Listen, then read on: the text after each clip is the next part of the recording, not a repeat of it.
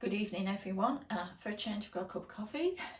Just come in from work and weather's changing, it's getting cooler, it's getting autumny. I've got my grandson around for supper tonight, so I thought quickly I'm going to experiment again. I'm going to actually attempt to do homemade rice puddings in the Ninja. Nice dessert, and one I'm going to freeze, one I hope. These, I wanted to show you these, are my latest buy. My husband found these for me on good old Amazon. Glass, microwave proof, dishwasher proof, oven proof.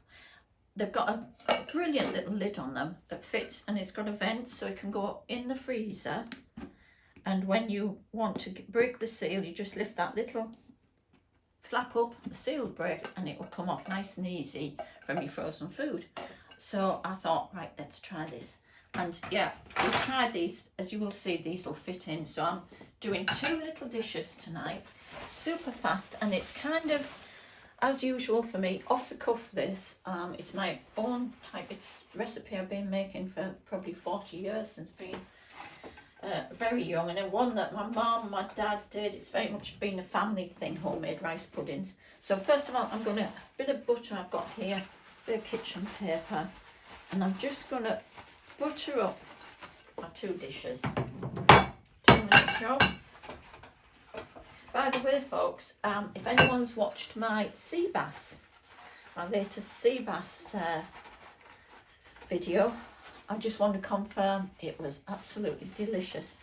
John and I both thoroughly enjoyed it, and I'm actually going to try doing that in these dishes as well, because I feel more of the sauce will possibly be kept in these, and the sauce was superb. Right, okay, back to what we're doing now. Short grain pudding rice, okay, that's quite important. You don't use your good old basmati, although I suppose in India they do make rice puddings with basmati. I've never attempted that. This is pudding rice.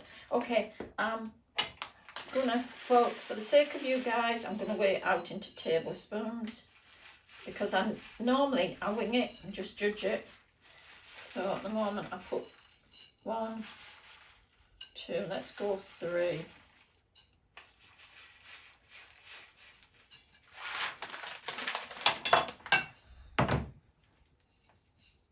Some strange reason that looks a little bit less and a bit more in that one. Basically, I've always gone with cover the base of your dish with the short grain rice. Okay, sugar. Again, I'm going to wing this. I do a mixture. Demerara sugar. Okay, so I'll start with a tablespoon. I like it sweet, but I don't like it too sweet. So we're going a tablespoon. The Demerara gives it sort of a caramelised like type flavour. Actually, I'm going to go a bit more than that, because I thought there's going to be a volume of milk in here that dilutes it. Right, okay. Then I go, this is my own, I make this, it's caster sugar, and it's got bits of vanilla pod in it. So you get like a vanilla sugar, and I just leave it there and keep topping it up. And when I've scraped out a vanilla pod, I just make sure it's clean and dry and bung it in there. And it gives me vanilla sugar. Just half a spoon of that into that one. So you've got a blending going on. Okay. I love, my husband loves sultanas in a rice pudding. You don't have to put these in at all, but it's a personal favourite of ours. These are very nice. Orange River Choice sultanas. Plump and juicy, and trust me, once they cook through, they are delicious. So I'm just going to take a handful and spread them around in there.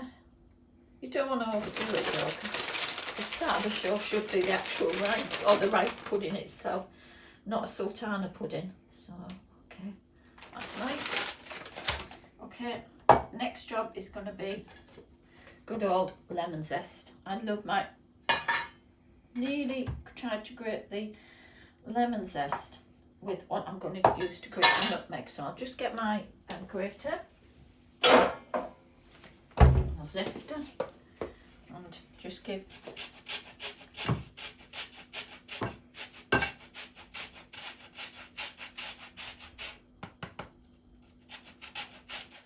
you want to make sure you don't get any of the white pith in, otherwise that will make it bitter. So you are literally only taking the zest off. And what I do is get my silicone pastry brush, and just go down the inside of that grater to make sure I get the lemon zest properly in there. Let me just show you that, guys, so you can see the lemon zest sitting on the top there. That's all going to be stirred in a minute now. Right, okay.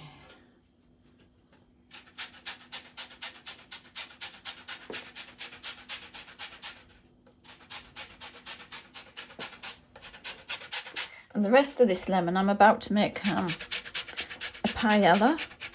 So the rest of this lemon is going to actually be what I squeeze the juice into the paella, so there's going to be no waste. And if any of you did watch me cooking the other night, the leftover herbs, the dill and parsley, I said you can throw onto anything. Well, yeah, they're going into the paella as well. There's no reason why not. Well, I suppose if you're a purist from Spain, you might object to that, but I'm not, so it's going in.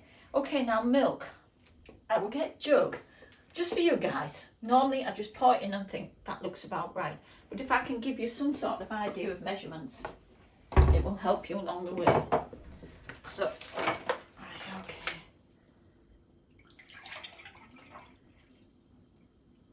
I use organic milk because I watched a programme on milk. Put me off milk, ordinary milk for life. So mine is organic milk. Okay, that's a pint, so I'm going to put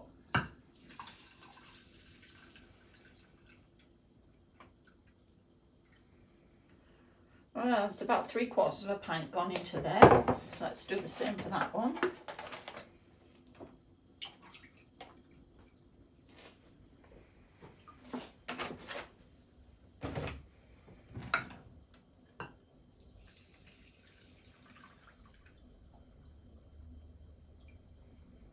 Okay. Next job is going to be, I'm just going to get my sugar spoon, get rid of my sugar, and give that both a stir up. Really, that stir up is just to move the sugar around, and it's to move the lemon zest around, so that someone doesn't end up with a ball of lemon zest. Just to right. Next job is going to be my nutmeg and knobs of butter, and then we're going to cover it with foil, and we're going to put it in there. So you can use if you want to. You can.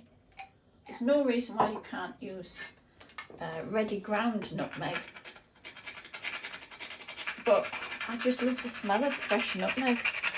It's absolutely horrible to actually try and grate, but I just think, well, it's fresh. But like I say, you can definitely use a already ground nutmeg. And I usually end up dropping it in and have to fish it out with a spoon. So don't be surprised if that happens, because it's just what normally happens. And what I will do with this halfway through cooking is I will check that it's not running out of liquid, because sometimes that does happen and you have to top it up with a little bit more milk, because I don't want it to, I like a thick creamy pudding, but I don't want it bone dry where you cut it up in slices, because I have seen rice pudding turn out like that before.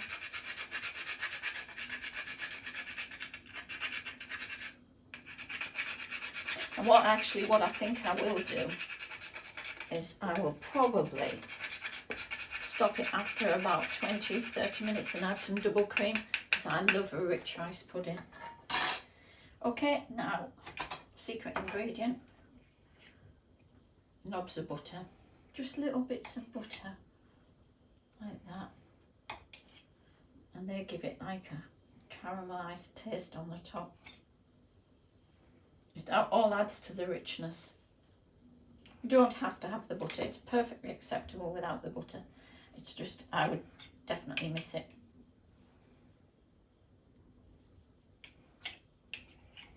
Right, okay.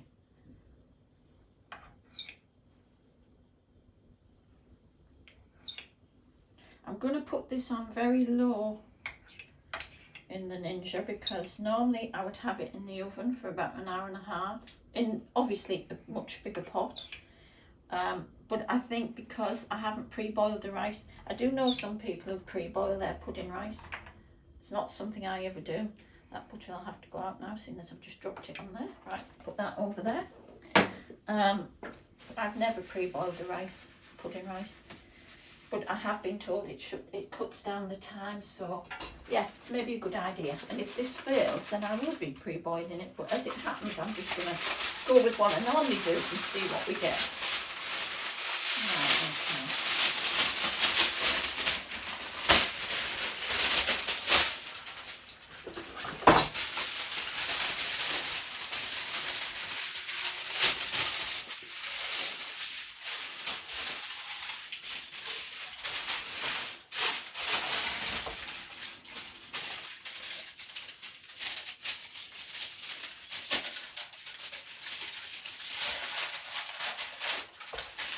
Okay, that should do it. So I'm just gonna, this is something you don't want this steaking, so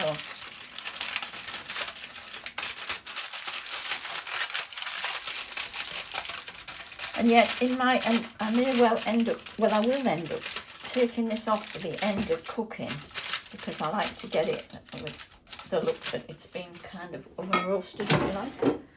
Right, I'm just gonna carefully. This is not as easy as it looks. It's quite tight fit actually when you've got fluids in here. There, push it right to the end and then bring it forward. So I've set it virtually. It's just moved back because it doesn't sit so well. Actually, I think I might take. I was trying to get air around it underneath, but I don't think that's going to. It's wobbling about on the trivet, so I'm going to take the trivet out. Oh, still doesn't go in that easy. Yeah, right, guide it down one side so that you then get it in. At least that's still good. That's going to sit there. All right, okay. That's that one. Let's get this one out. Oh, I haven't foiled this one. Let's foil this one now.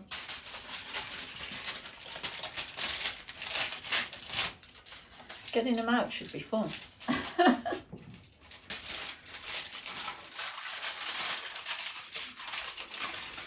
It won't be, I'm intending these dishes, I'm going to do some moussaka, and I'm going to do some lasagnas and things like that.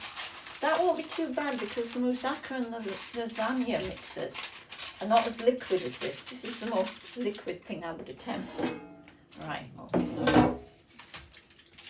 So again, I'm going to get that to the back. There we go. Okay. So that's both of them in.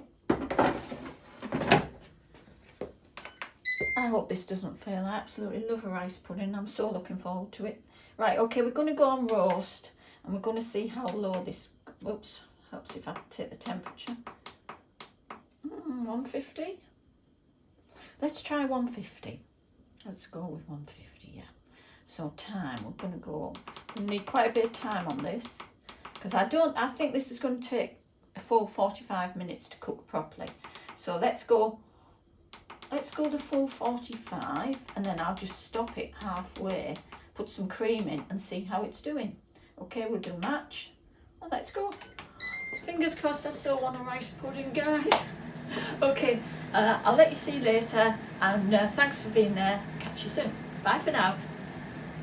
Hi everybody, welcome back. Things are not quite going to plan. Yeah, the plan is I've got a glass of wine now. Okay, I discovered after 20 minutes, I looked in there and I thought, not a lot seems to be happening. So I thought, right, I'll try and take the cover off and get the glass dishes out. Then I realised I'd forgotten to. I watched another YouTube channel and the lady was very clever and she made foil-like handles for her glass dishes. I forgot to do that. So hence I got a burn. So okay, I then got a knife and cut the foil off and had a look. So I had to turn the temperature up. They were not cooking quick enough, which is interesting. I don't know whether because the heat is only coming down from above in the Ninja, that's been the main thing. Whereas in your ovens, generally speaking, your heating elements are at the side. So I think that's got something to do with it. Anyway, the time is up and I'm going to put them back. They are cooking. They're doing what they should be. But I've got to honestly say, after this experiment with rice pudding, no, I'm going to get my electric pressure cooker out and I will let you see that when I next do a rice pudding. in that, because I can have the rice pudding done in my electric pressure cooker in 20 minutes, which again saves electricity. I do use my pressure cooker a lot, but since getting the Ninja I'm very much into this. But I think it's time the good old electric pressure cooker came out too. But let's have a look, see how we're doing at the moment. It's going to go on for another 15. Just take my spoon. So I don't know if you can clearly see that. The rice, oh look, I mean it's going to be absolutely yummy, but God knows how I'm going to get it out, because there's not a lot of space for me to get my fingers in there. Like I say, if I'd put the lifting straps on, I wouldn't have had an issue. So what I may well end up doing, oh that looks so good, I'm going to put these back on. I'm actually going to give them another 20 minutes, and I actually altered the temperature to 170, which then suddenly the milk started doing what it should and I saw things bubbling away. So this is a learning curve for me. But like I said, the amount of time it's taking, I weigh that up against electric pressure cooker.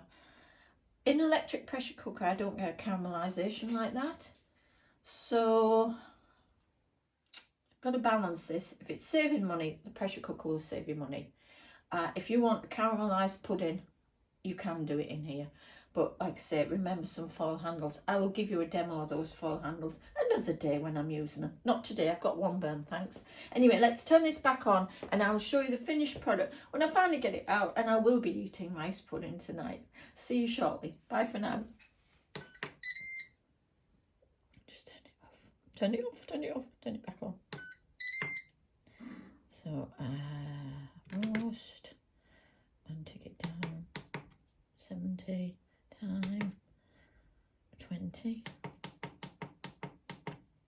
match and start. Away. Cheers. Well, smiley face. I'm pretty chuffed with this actually. Looks pretty delicious.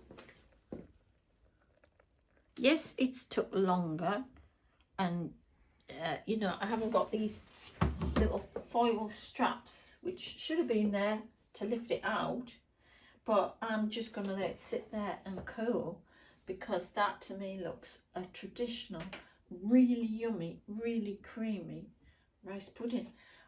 So would I use this method again? I was just talking to my husband about this. If I put it in the pressure cooker, I don't get that caramelisation. So weighing up the units of what my big to the old oven uses against what this uses, and remembering of course to put the foil little handles. The idea is these foil bits are just in there and you pick them up and you lift the glass dish up. It goes under the glass dish and you lift it up and put it down. That works really well because I have tried it. Just I forgot to, excuse me a moment, Ninja's doing its own thing. So yes, I probably would, because looking at that result, I've got the caramelisation, like the buttery caramelised nutmeggy skin on the top. So yeah, I would use it again. So if you fancy having a slight burn, just remember to make the handles and give it a go, because I'm delighted with that, and I reckon that when I serve that, my grandson, my husband and I will be over the moon with it. Hi guys, right, I want to show you this. These have come out, I've got these out of the, I did wait till it cooled down a fair bit, but they're still quite warm. That's beautiful caramelised. Can you see the caramelised skin, the butter and the nutmeg and everything? Ready to go with our cherry pie in any second. I've got the Ninja just on reheat at the moment, warming up. It's just a bought cherry pie I picked up. I'm just going to cut his cherry pie and some homemade rice pudding with it. And this one, ow, that's very hot. I actually left in the Ninja, which was a bit of a mistake because it dried slightly. So with this one, I've added double cream to it, but it tastes absolutely delicious. So very edible. Gonna have to, as you can see, this is the remnants of the foil that I have to cut into. So next time I wouldn't, and I'm going to do this another time because actually the results are very good. I won't bother with the foil at all, and the temperature to remember is 170. You have got to bring that milk to a certain temperature to make that rice actually do its thing and expand, break and expand. So the 150 was too low. And I have found, and I've been told before, that one side of your Ninja can be hotter than the other, and that is true. Number 2 is hotter on mine. Not a lot, but enough to make a difference. Something to be aware of. So as I say, I will do this again, and because I could actually quite easily now cling film or put the lid on that comes with these, let it cool completely, never ever freeze anything warm, let it cool completely, put the lid on and shove it in the freezer, and then do a reheat at another period in time.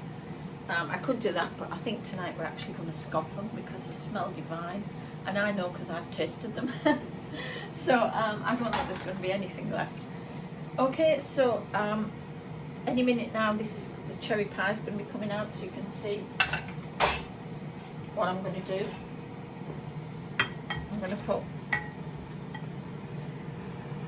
a spoonful of the rice pudding with the lovely caramelled little bits of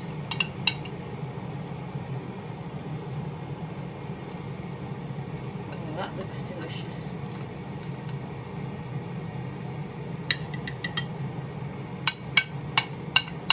It's nothing like your ambrosia. It's much more textured.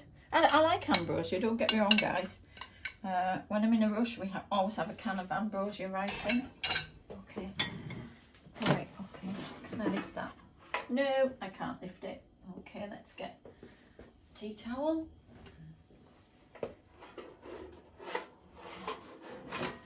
Take that out of reheat. Okay, I'm just going to cut that up. Love a cherry pie. Where's my knife? There we go. Nice. Okay.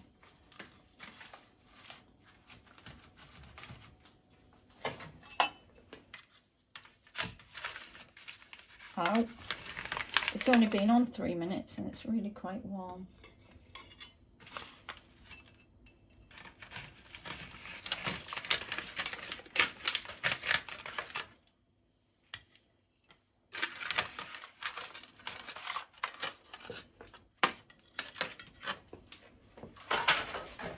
Okay, actually it looks as though I've got plenty there because I'm using the cherry pie if you kind of like, almost like a cream or like you do with custard.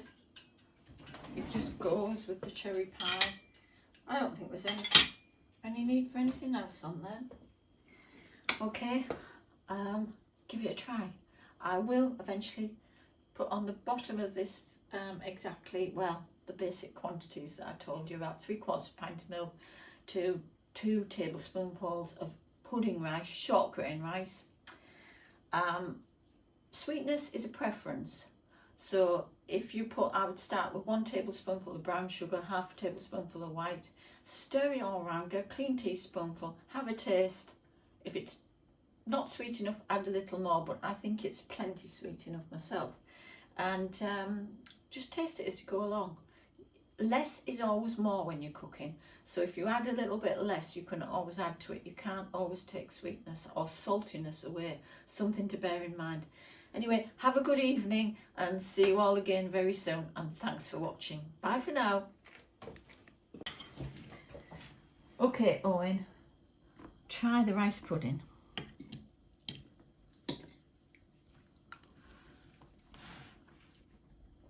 Absolutely gorgeous. Thank you. I didn't pay him for that, honestly. It is delicious. Give it a try. Bye.